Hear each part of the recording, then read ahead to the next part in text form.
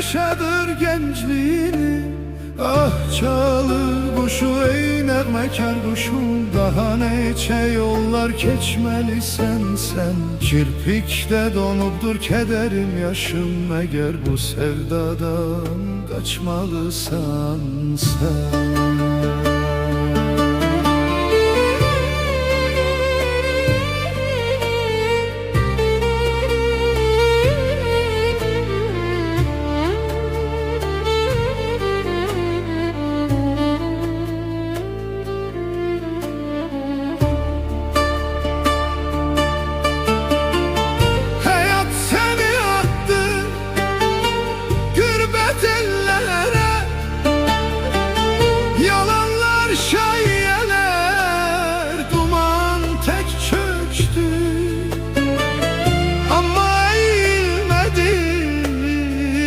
Sen o dillere, saf kalbin bu derdi mertlikle çekti.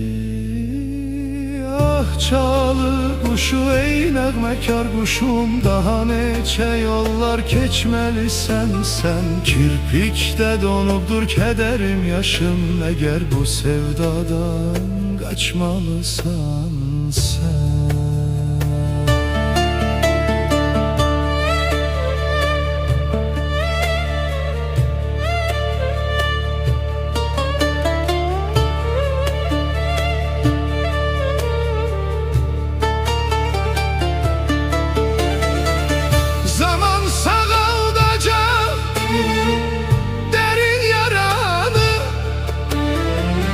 Uşaqlıq anları dönecek geri,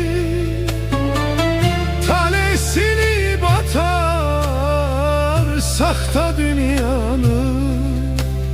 Yine çiçeklenir eşkin her yeri. Ah çalı kuşu ey nəğməkar kuşum, daha neçə yollar keçməlisən sen. Kirpikdə donubdur kederim yaşım, əgər bu sevdadan kaçmalısan sen. Nəğməkar kuşum, geri dön canım. Çalı kuşum,